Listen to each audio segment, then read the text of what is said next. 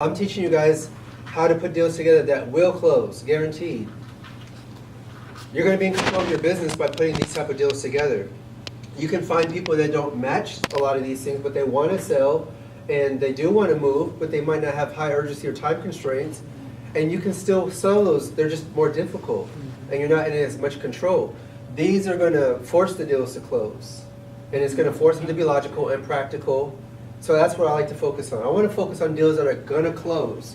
You can take other deals where they just want to sell, they just want to move to a different neighborhood, but there's nothing urgent or really pressing on them. Build that with your inventory.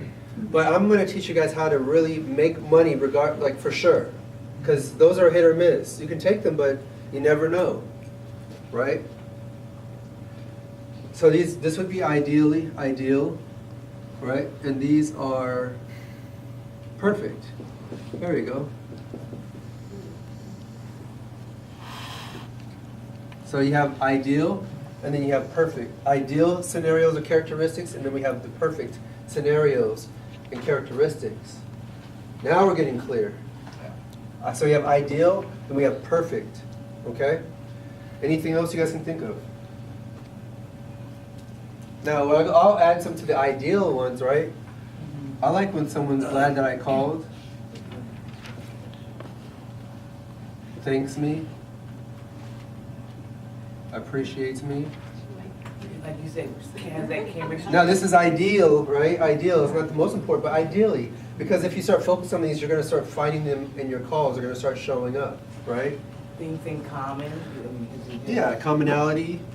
They'll allow the realtor to guide. Yeah, okay, so follows my lead. If you say level-headed, because if you say not level-headed, you can't. Yeah, that's kind of like logical. Yeah, that's true. Right? Logical thinking, that's true. So we have ideal things that we're looking for, which is important because you're going to start to see these qualities show up when you're door knocking and talking to people. If your mind, whatever your mind focuses on, it tends to start showing up. And then we have the perfect scenarios and perfect situations, right? Okay, so your job. Oh, so let's just read this. Your ideal perfect client profile. This is where you use your imagination to create the profile of your ideal perfect client's characteristics, mannerisms, behaviorisms. By outlining the characteristics of who you desire to speak to and who you want to work with, this is going to help your mind focus and attract who you want to work with, and then it allows you to dismiss and reject the people that don't fit your ideal perfect client profile. Just someone name a company, really well-known company. Apple. Okay, perfect. Does Apple try to market to everybody? Are they for everybody, or are they for someone very specific? They market to everybody, I would think. No, they do not. They do not? No. Bentley's. Is Bentley's for everybody, or is it for a very specific No. What there's really not very. Most businesses and most companies understand that you can't be everything to everybody, That's right. and that's the problem. That if you don't know who you're targeting and who you're trying to present a service and a brand for, then you're in confusion, right? You can't harness and be clear and specific and focused, right? So your ideal perfect client profile. This is how you build a business, not just real estate, any business. If you're going to develop a product or a service, you need to say, who is my ideal client? What age range? What demographic? What services are they into? How are they going to like and feel my product and service design? What colors are going to appeal to them? What messages do I need to design for them? So Marjorie, if you're going to be targeting the baby boomers, right, which is very specific and is a big market, there's a message and a look and a feel from your branding, your marketing materials, to the words that you use, to how you speak to them, to the areas that you might target and find them. And that's going to help you master, be very clear, and just get quicker to who you need to work with, who's going to respond to you, and then the whole experience is going to be customized so that it's enjoyable for them, right? And me. And you, exactly, Me. exactly. Really, instead of dragging people, picking it. Yeah, exactly. Just find who are you going to most likely get along with, who's going to be your ideal And client, who's going to cooperate? and who's going to cooperate with you, and who's going to respond, and you're going to be their perfect ideal professional. And they won't turn and rend you at the end of the transaction. Yeah, right?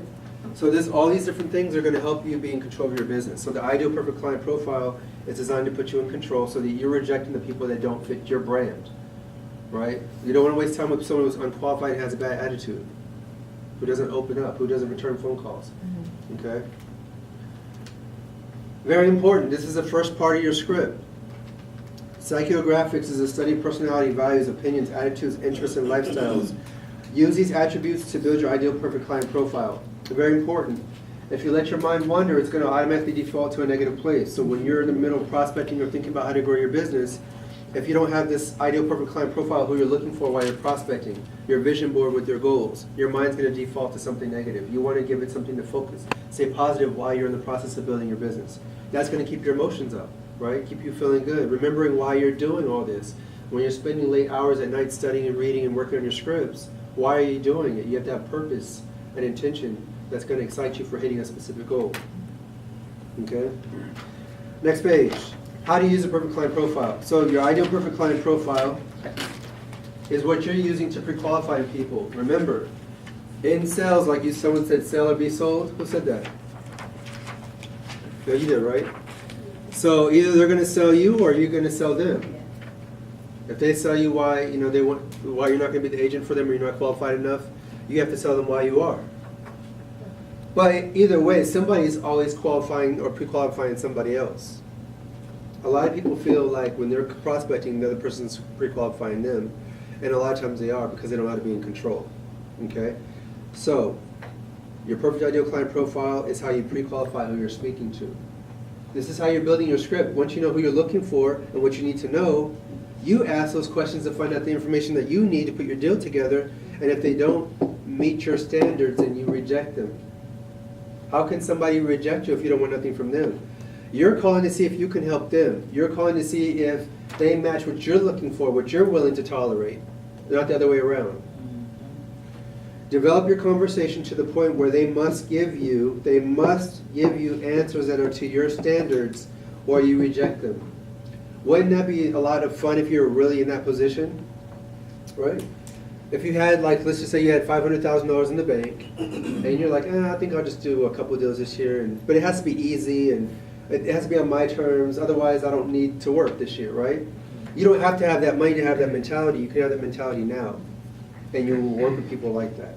You know, the beauty of what you said earlier about the ideal perfect client, it reminds me when I would do private duty, I would go to the client's home. It's like we both, the parents, PCG we call them, we're both interviewing each other. It's like our client, they're deciding if they would like for me to take care of their loved one, and I'm deciding as well if I want to come into. That's a great example, right? When you guys were working for other people with job interviews, they're pre-qualifying, right? What's your work history? Some people they do credit checks.